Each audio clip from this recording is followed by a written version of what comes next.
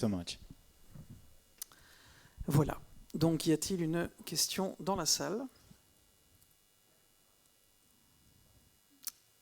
Monsieur. Bonjour, merci pour ce film. Question très simple, j'aimerais savoir quelles sont ses inspirations en ce qui concerne la partie huis clos du film, puisqu'on reste enfermé très longtemps avec son personnage principal. J'aimerais savoir quel film l'a inspiré pour gérer le rythme, le montage ici, pour que les spectateurs ne décrochent pas.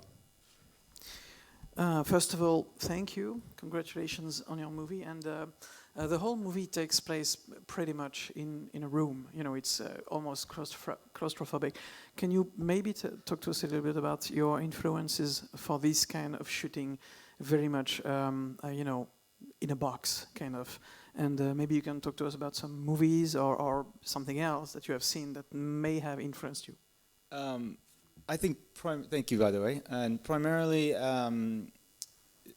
the premise of it came from really my own experience of living in this incredibly small apartment in Chinatown for a period of my life, and it was like on the 5th floor of an old tenement building that felt like it could burn down at any moment. And I had no doorbell, I had no phone. It's not autobiographical, but I had a lot of desire to be a little cut off, and I think primarily this is the strongest influence on the film. And for me, when I set out to do this, I've just always been so drawn to really, particularly to strong female performances. To get into some specifics, I could say like Antonioni's Red Desert, or Bergman's Persona. Polanski's The Pianist has some really amazing sequences in the end that I studied, like, just to understand perspective. And I think that when I set out to do this, aside from the emotional side of the character, I really wanted it to be a specific experience from perspective. And if you notice, when we're filming when Naomi's character is near doorways and things, we never turn around and get a reverse shot, which kind of freaked my crew out, because they're like, I don't understand that we're not getting the proper coverage. And I was like, I had a conversation with Naomi, and we came to this understanding that no, this is, if we put the camera outside the door, the illusion is gone. So you have to build. The whole idea around this was like to really study some of these amazing films of the past that deal with interiorized landscape, and then how to translate it into your set and into your camera placement and things like that. And then I think the emotional part of the story then comes from this technical setup that you're striving for. Le réalisateur nous dit que tout d'abord, il y a, en tant qu'inspiration pour ce huis clos, il y a sa propre expérience, parce que il y a quelques années de cela, il a vécu dans un tout petit appartement dans le quartier de Chinatown à New York. C'était un appartement qui était vraiment, vraiment petit. Il était au 5e étage dans un immeuble où on avait l'impression que l'immeuble allait s'enflammer d'un moment à un autre. Vraiment vétuste. Au 5e étage, il n'y avait pas de sonnette sur sa porte, il n'avait pas de téléphone, enfin c'était vraiment, il était coupé du monde concrètement. Et tout ce qu'il a ressenti pendant toute la période, tout le temps où il a vécu dans cet appartement-là, eh bien cela transparaît forcément dans le film qu'on a vu aujourd'hui. Donc il y a ça déjà. Et puis il a toujours été également attiré par les histoires où le personnage principal est féminin, un personnage fort, c'est quelque chose également qu'il voulait traiter. S'il continue à parler de ses multiples références, ses multiples influences, il va parler également par exemple de Red Desert, un film de Michelangelo Antonioni, ou encore Was it The Tenant of Polanski? No, Bergman's Persona. Yeah, but the Polanski. I think the whole period of Yeah. Polanski. Les films également de Roman Polanski, Le Locataire, et d'autres films de ce genre de période également, ou encore Persona de Bergman, autant d'influences qui ont pu l'aider à développer le scénario de ce film. Et pas seulement le scénario, l'aspect visuel également. Et puis voilà, la manière dont il a filmé tout ça, effectivement, notamment la séquence avec Naomi Watts quand elle se dirige vers le couloir, vers la porte. Il n'y a pas de contre-champ. La caméra ne se retourne pas pour qu'on puisse voir ce qu'il y a au-delà. Ça permet également de faire ressentir envers le spectateur cette impression vraiment d'enfermement, en tout cas de confinement, pour être plus précis, de confinement.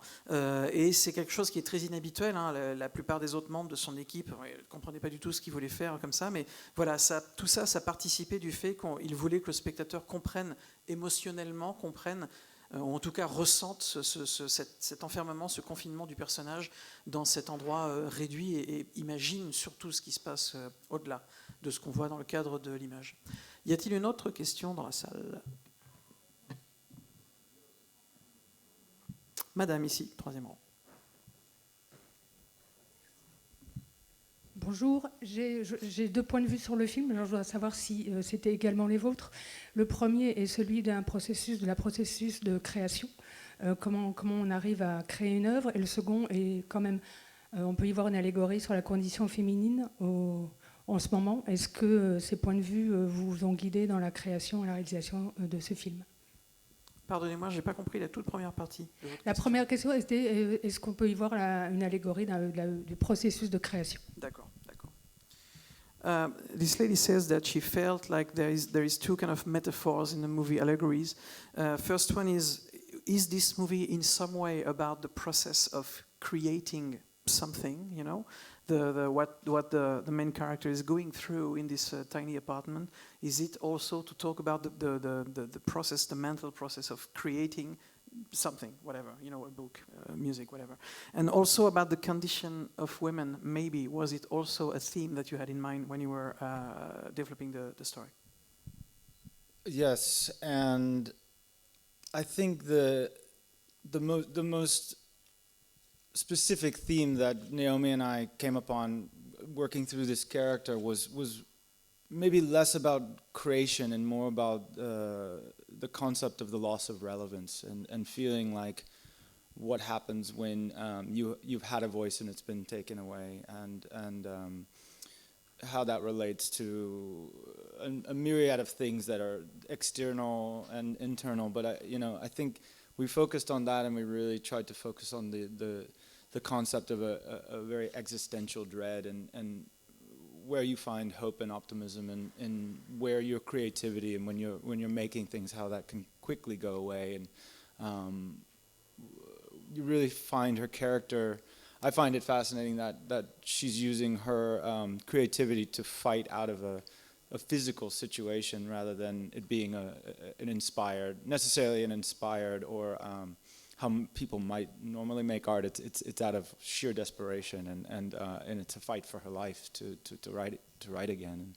And I think that's how I could try to piece together we've probably had 1,000 conversations about how this all goes, but then it comes out in this.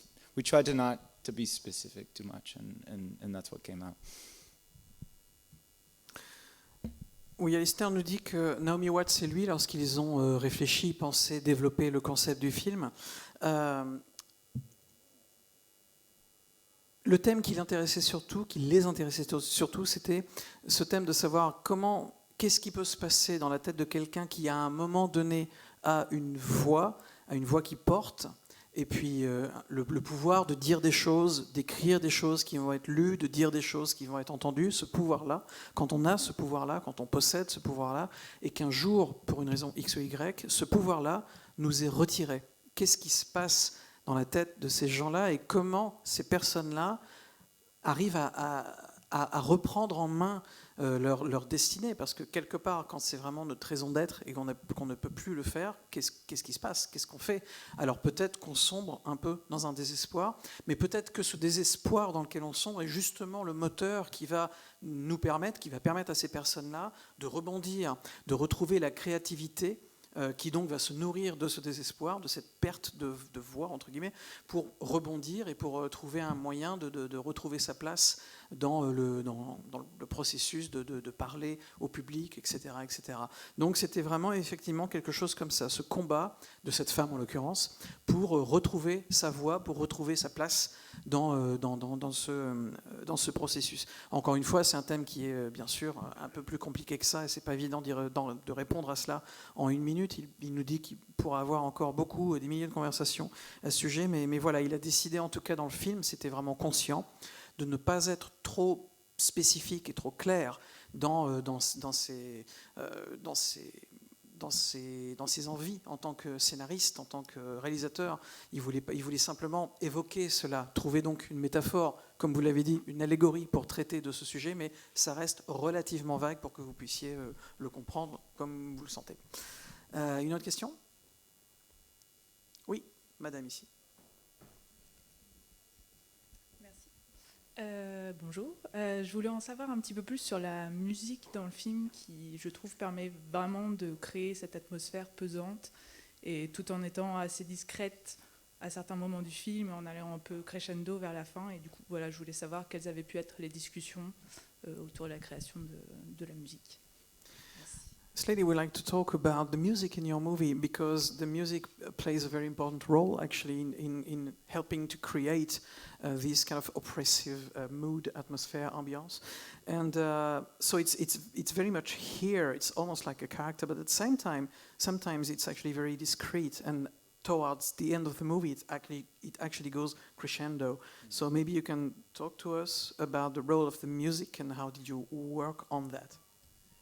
The music was done by my longtime collaborators, Sondre Jurjans and Danny Bensi, and we've been working together since my very first short film in college, and we've always had an incredibly close understanding of what we want from music, and it's a bit I think it diverges a bit from classical movie score.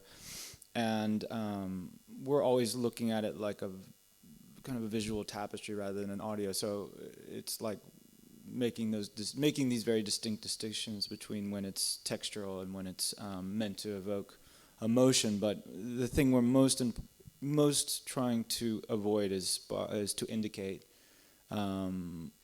specific emotion of the character. And then I think what happens is then you want to use source tracks, like pieces of real, recorded music to then buttress that understanding of the character. So, for example, the use of the suicide track when Naomi's dancing, it was like something that happened. I was writing, and I had, I think, an autoplay on Spotify, and I'd set it to a specific time period just to get in the mood, and somewhere about 5 hours in, this track came on, and I hadn't heard it in years, and it hit me like a ton of bricks. I was like, this is so dark and strange, and it's like if that came on the radio when I was sitting alone in my apartment, I might freak out like at that time period. So I was like, it started getting driven to the point where we wouldn't have done that scene if we couldn't have the rights to that song. I would have cut this out of the movie because it couldn't be replaced by another thing. So you find things that in this accidental way, and then I think we probably rescored the film 3 times to get to the right place. I mean, completely throw out everything, start over, completely throw out, start over. So it's a really laborious process, but again, because I'm so close with them, and they started with me and I started with them, that I think they forgive me that, and they're a little more patient with me maybe than with some of their other projects. But il a travaillé, le réalisateur Alistair nous dit qu'il a travaillé avec des collaborateurs, des musiciens avec qui il collabore depuis très longtemps, depuis tellement longtemps en fait qu'il collaborait déjà sur son tout premier court-métrage au lycée. Donc il les connaît depuis vraiment longtemps, ce qui est évidemment un énorme avantage quand on travaille avec quelqu'un. By the way, I didn't get the name of... Sondre Jurjans and Daniel Bensi. Voilà, ces gens-là. Et donc, il travaille avec eux depuis très longtemps. Et donc, forcément, ils se comprennent très vite. C'est tout à fait instinctif quand on en arrive là. Et ils ont le même état d'esprit, la même compréhension d'une musique de film. C'est-à-dire qu'ils sont très attirés par les musiques de film, les grands classiques des musiques de film.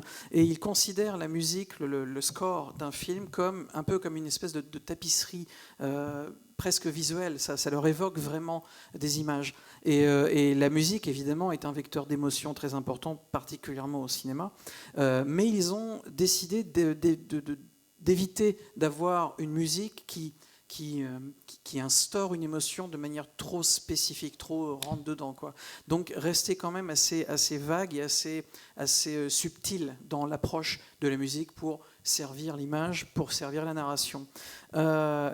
Par exemple, il nous parle du passage, il y a eu beaucoup d'accidents heureux, il nous parle du passage notamment dans le film, où le personnage interprété par Naomi Watts danse de manière un peu erratique sur un morceau d'un groupe qui s'appelle Suicide.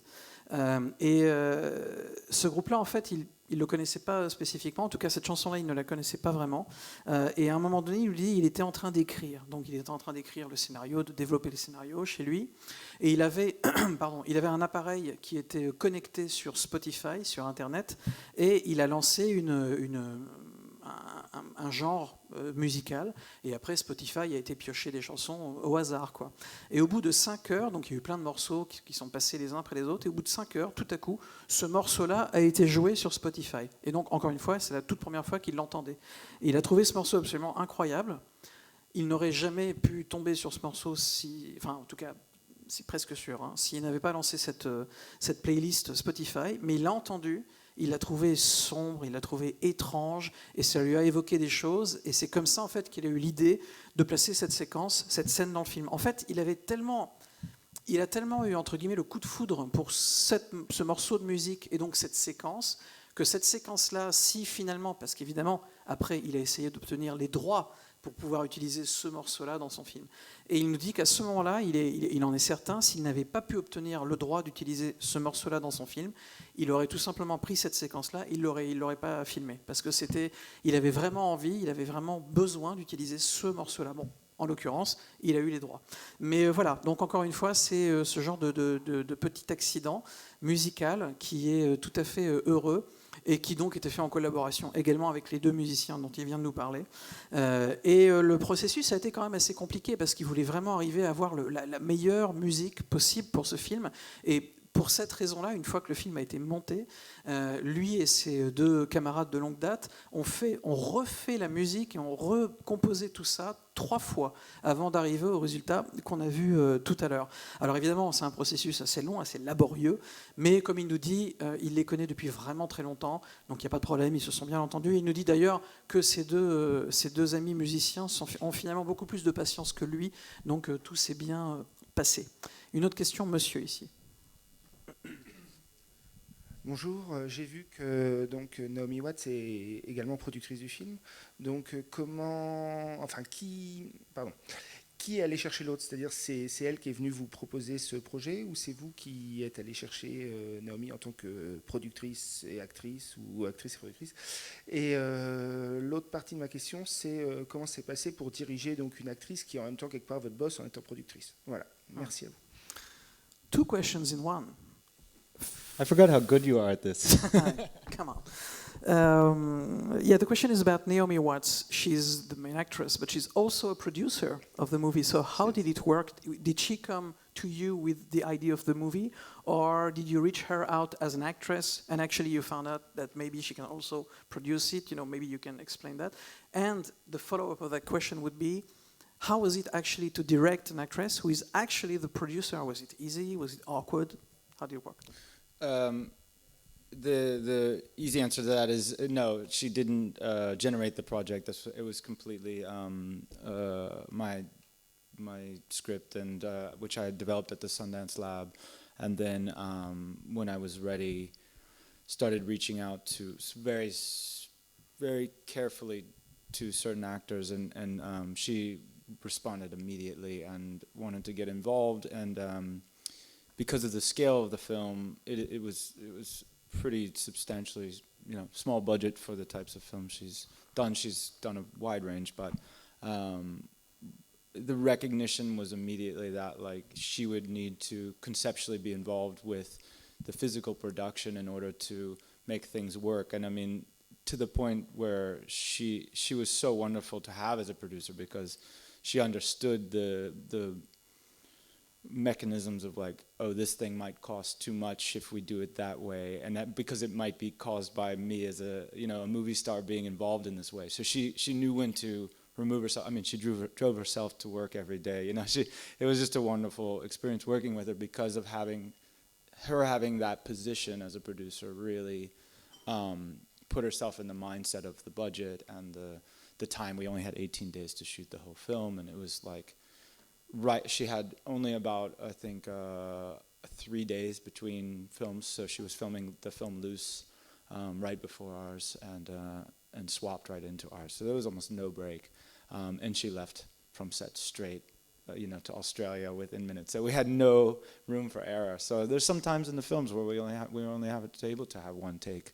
But I think that energy and her understanding was what made it a really wonderful experience. And the flaws even that come from it, or the accidents that come from working at that breakneck pace, I think might not work if the actress or the actor is not directly involved in the behind the scenes. So, for example, we would wrap and she would come in the room as we're doing our post-daily meetings and really weigh in on the things she thought could be improved, or helped out, or asking how she can help in this way or whatnot. So it could absolutely not have happened in the way it did if she had not been a producer.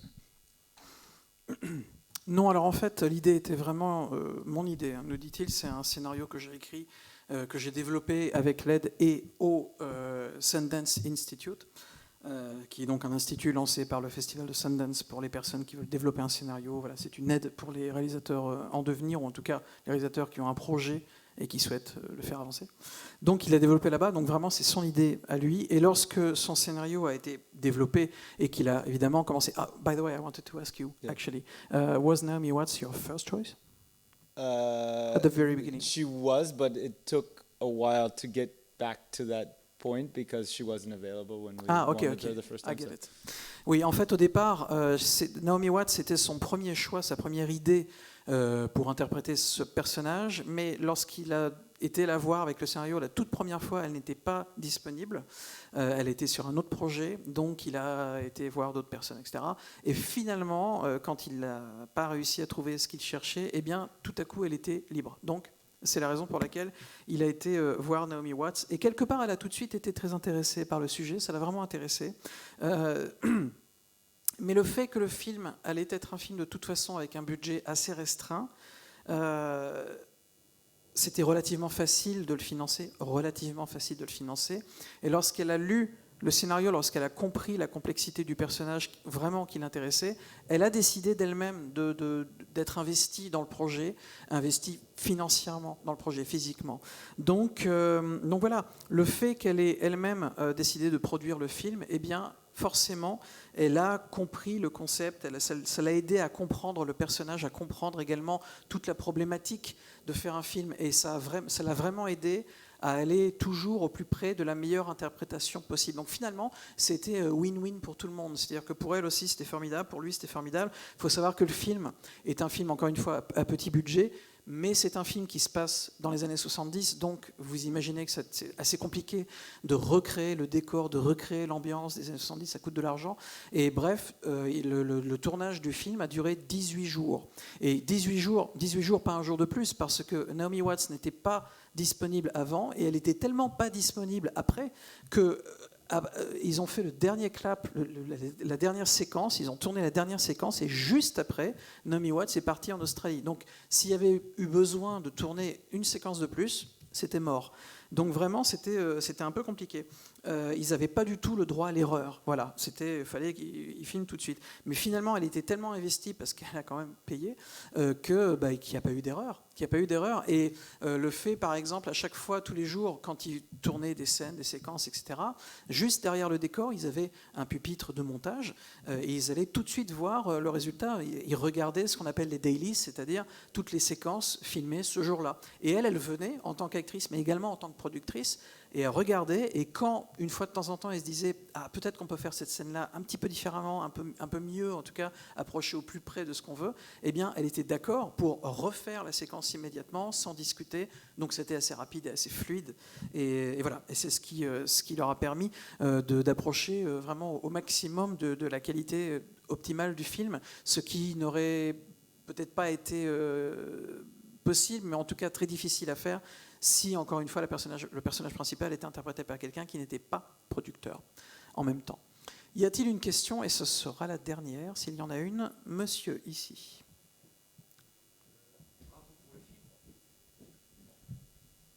Bravo pour le film. J'ai une question toujours vis-à-vis de l'actrice Naomi Watts.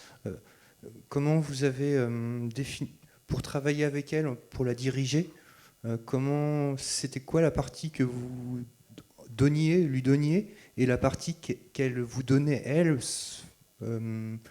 comment expliquer, comment vous la dirigiez sur l'enfermement, sur l'impossibilité de créer, et est-ce que vous avez des choses un peu plus précises à donner, ou c'est elle qui, enfin, ou est-ce qu'elle a vraiment, vous lui faisiez confiance pour donner comme c'est vous lui faisiez confiance pour cadrer le personnage complètement? Can you talk to us about how you directed Naomi Watts? Was it really like every idea came from you, or did she bring a lot to the character herself? And how did you make her understand this character and play this character? The idea of being, trapped, in a very specific way. I mean, very real way, and also the impossibility to create something. Maybe you can talk to us about your relationship to her as a director. Our relationship began with this project. Obviously, once she agreed to do it, we would meet in her house, and really, she had this beautiful low coffee table, and we kind of push ourselves underneath the coffee table and get really low to the ground, and talk about our lives to one another in a very personal way, and where my writing had come from, and why she had responded to the material. And then from that process, we were able to really kind of personalize it to both of ourselves, because it had been so much just in my head, and then I was getting her interpretations of what I had written, and really loved her notions, and some of them were very different than what I had, and I felt like they were just brilliant, and we figured out how to incorporate them in this. I wouldn't call it a rehearsal period. It's more of like a therapy session of some kind. And then at the end of that period, we did a little bit of work on the script, and then brought that to set. And we had prepared so much that I wouldn't want to say there was a lot of directing, but what we would do, because the set was a built set, and it was so quiet and intimate, we would almost do everything in whispers on set. Any adjustment that would need to be made was done in a word or two usually, and we had established that in our rehearsal period. But we hadn't.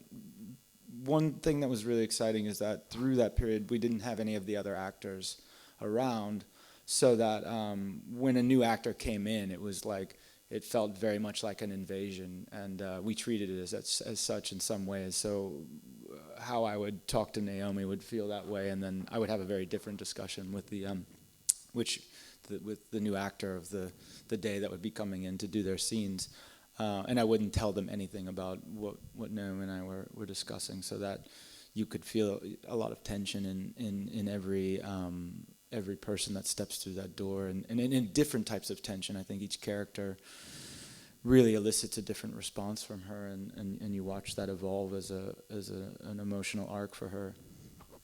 Ouais. Alors en fait, ce qui s'est passé, c'est que j'ai rencontré Naomi Watts plusieurs fois chez elle au moment de l'élaboration du film, au moment du travail sur le scénario, et on s'asseyait directement par terre en fait. Elle a une grande table basse, comme ça, une table de café, enfin je ne sais plus comment on dit coffee table, mais bon bref, une table basse, qu'il poussait finalement comme ça, il se mettait directement par terre pour discuter du rôle, discuter de tout ça, et quelque part, il nous dit, j'ai vraiment beaucoup aimé son interprétation de ce que j'avais écrit auparavant. Il avait écrit le scénario, et donc il avait le scénario dans sa tête, il réfléchissait, il pensait le scénario d'une certaine manière, et le fait de voir comment elle s'est appropriée le scénario, comment elle ressentait les choses que lui-même avait ressenties avant, donc un peu différemment, ça a enrichi finalement son idée du scénario, son idée de l'histoire, et des personnages. Et il va pas appeler ça des répétitions. Pour lui, c'était pas vraiment des répétitions, c'était plutôt comme une espèce de thérapie quelque part. Le fait de parler comme ça pendant des heures, pendant des jours, il a vraiment trouvé ça très très intéressant et ça a vraiment enrichi le scénario. Et à la fin, eh bien voilà, ils ont travaillé sur le scénario de manière vraiment concrète, et puis ils ont emmené ça sur le plateau, et ils ont commencé à travailler. Donc finalement, encore une fois, tout le processus était assez fluide. Et puis, alors il faut savoir que la pièce dans laquelle se passe le film, en fait, c'est un décor qui a été construit, etc. C'est pas un vrai appartement, c'est un décor. Et donc c'est un endroit où il n'y avait pas de, encore comme c'était un plateau de tournage. Il n'y avait pas vraiment de bruit venant de l'extérieur, c'était très calme, c'était très très reposant, très calme, et ça a été l'environnement de travail au tout début du film, et ça a été tellement comme ça que pendant toute cette période-là où ils étaient vraiment super calmes, juste 2 ou 3 personnes dans le plateau, quand ils ont vraiment commencé à tourner le film et qu'il y a eu forcément d'autres comédiens qui sont venus sur ce lieu de tournage, et ben, du coup, ils ont réellement ressenti cette arrivée des autres comédiens comme des intrusions, comme des envahisseurs. Et c'était très étrange, surtout que les autres comédiens n'étaient pas au courant de tout ce qui s'était dit avec Naomi Watts. Et donc ça a créé une espèce de tension, mais une tension réelle sur le plateau de tournage, et une tension que du coup forcément on retrouve à l'écran de manière très, très crédible, puisqu'elle est vraie. Et donc il y avait vraiment une tension. Et encore une fois, et la tension en plus était différente en fonction des personnages, puisqu'elle était différente en fonction des comédiens, des acteurs. Et voilà, tout cela finalement a enrichi le matériau filmique et a fait du film le film que vous avez pu voir aujourd'hui. And the press conference is now over. Vous pouvez de nouveau applaudir le réalisateur Alistair Banks Griffin. Merci.